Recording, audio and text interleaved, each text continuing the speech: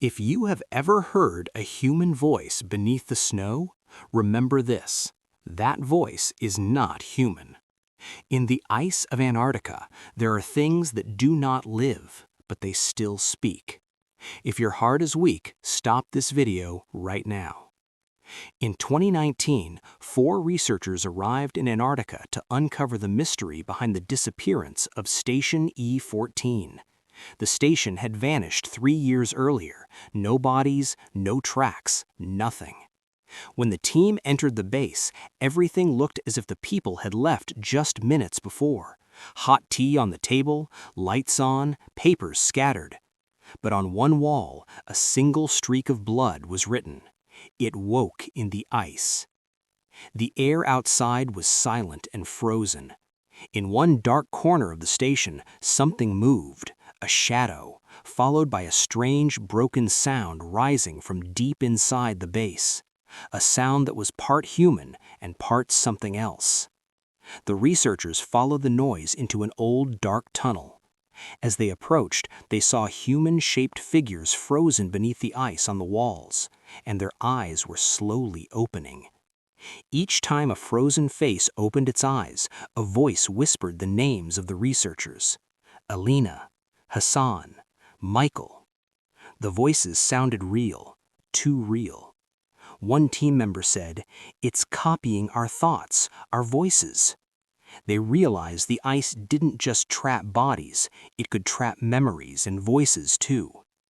Deep inside the tunnel, they found a large frozen human shape. When they touched it, the ice cracked. Something inside broke free. This creature absorbed the voices of the dead, then used those voices to hunt. Every person who came near it had their voice copied, stolen. When the creature approached Dr. Hassan, his voice was pulled out of him, like breath being taken away. Hassan collapsed, silent and lifeless. But his voice continued speaking through the radio, even though his body was motionless. Michael disappeared next. No footprints, no struggle, nothing. Moments later, his voice came through the radio saying, "I'm here, come to me." But the voice was broken, like many voices speaking at once. The team realized it wasn't Michael, it was the creature imitating him.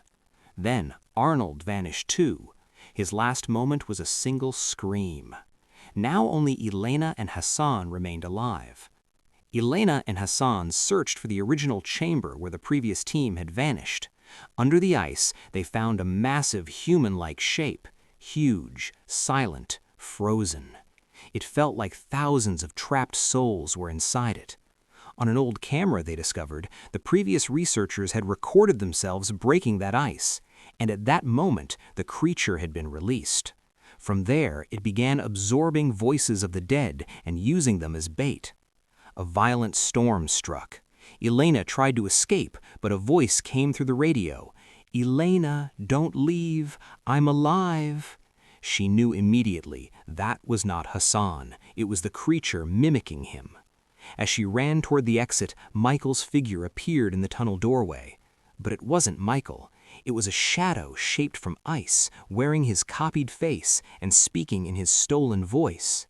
The shadow opened its mouth, smiling unnaturally. Elena was caught, frozen in seconds. Hassan followed soon after. The station fell silent once again. Months later, another rescue team arrived. Their radio picked up a short message.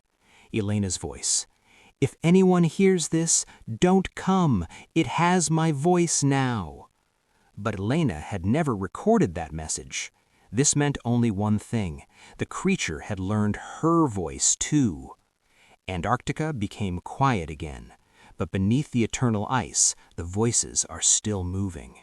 And if one day you hear a whisper in the snow, it might be your voice or someone else's voice stolen long ago.